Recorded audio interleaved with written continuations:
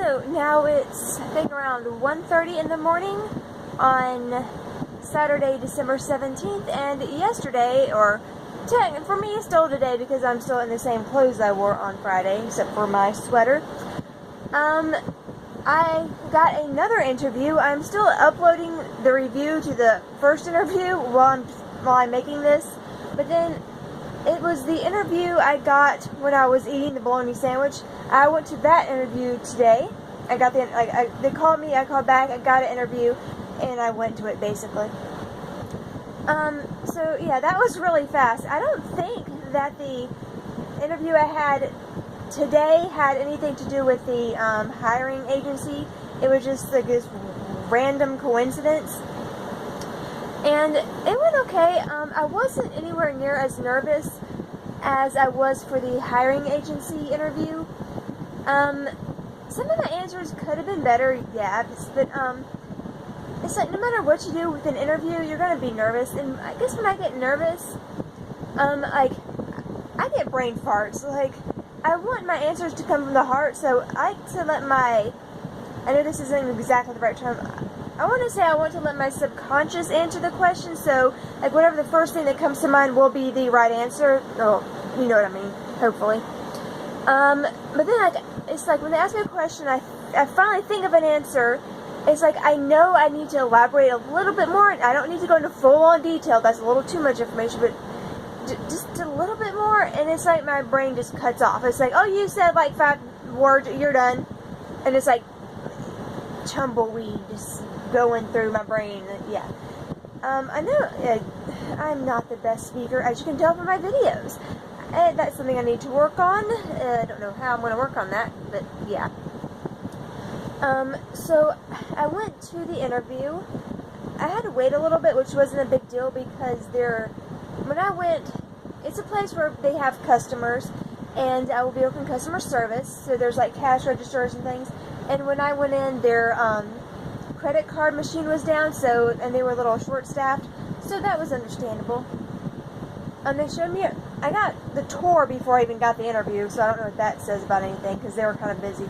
They did the tour, got to meet the two girls meet the two girls who were interviewing me. I was trying to say who I was interviewing. No, I'm not interviewing anybody, no. They were alright. They just had like this list of questions they asked, sort of like back and forth, and I answered. I kind of blanked on what motivates you, because it's like I don't know what motivates me. I really don't know. I said something. I honestly can't remember what it was I said. So there's that. I think they asked me like why I wanted this job, and I think I said something like I just wanted to make people's day a little bit better. It's like, and you know, I do like doing that. I found out actually. It's like for my old job, when you do something, and it's sort of the breathe. Like when you have one of those jobs where you feel like you should just keep it because you're just grateful to have a job. It might not be the best job. You might not like everything you do about your job. Like my job that I had, I like the people. Talking too fast. I like the people there, but I was just getting so disillusioned. I feel like that's too big of a word. I was just getting so in a rut, I guess. It wasn't even about doing the same thing every day. I didn't mind that at all. It's just, you know, it was just starting to it just wasn't for me anymore. With all the changes and it's like the atmosphere of where I work was slowly changing. You know, like when you work with certain people for a long time, you get to know them. They get to be your work family, and it's like your relationship with them is still good. But then when you have mergers, or you get a new boss, and our management changes, and now it's like little bits of the dynamics of the office kind of change, and even no matter how small it is, like it affects your work, and it was just starting to get to me.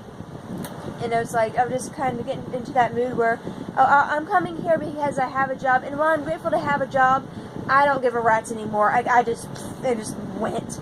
It was like one of those things where I wanted to care, but with all the changes and everything, it was gone. Whatever I had for what I did, it was just gone. Like, the people are great. I have nothing against anyone I work with or for. Like, everyone there is great. It's just, I just kind of just didn't fit in anymore, and plus they didn't need me because, like I said in one video, they now have two full-time people doing what my part-time self and this other full-time lady did, so I can see mostly where I just said in my interview that they just didn't need me anymore. And, you know, technically that's true, but yeah, I'm not going to tell them I was late today because I don't intend to be late here because, like, I think I learned my lesson, hopefully.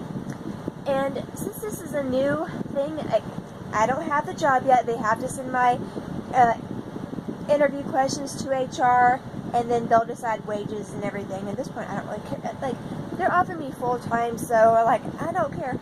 I would be making enough to live on if I made what I made at the last place working full-time, so I'm fine with whatever, really. So, hopefully a little more than minimum wage, but that's okay.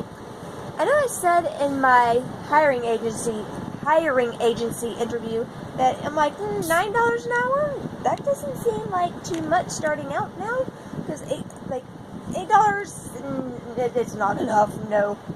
Yeah.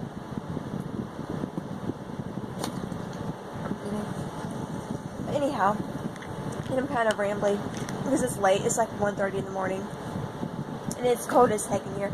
And yeah, I've got my, my mess there. Got my air going, whatever, my heater thingy going, because it's cold as heck in here. Because my house is not well insulated. Anyhow, so I think the interview went well. I'm just going to wait for a call. The job will be Monday through Friday. Later in the day, it will not be 8 to 5. Thank you, Lord Jesus. Even though I'm pagan, but thank you anyway. It'll be Monday through Friday with weekends every 6 weeks, which I'm fine with that. Didn't bother me in the least. And alternating nights. So, like, these hours are perfectly fine with me. I think my grand goes to where this place is, and she asked the lady about the benefits, so I'm fine with whatever the benefits are whenever they kick in. I have insurance, I have dental insurance. I'm good there. I am not uninsured, so I'm okay for now. So basically, I'm just waiting around, well, not right now, obviously, because it's 1 in the morning, for them to call me back to see if I need to start.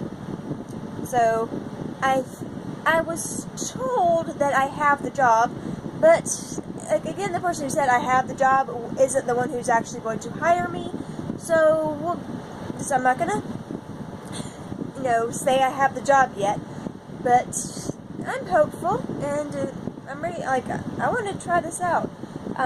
It'll be on my feet all day, which is interesting because I think I broke my toe. So again, like, I don't know if you can see this. I'm gonna show you my foot. See this nice little bruise here? Yeah, I dropped a full can of Pepsi on my foot and it hurts like heck. So, I mean, I can walk on it and all, but like, when I try to walk on my toes, I bend my toes like this.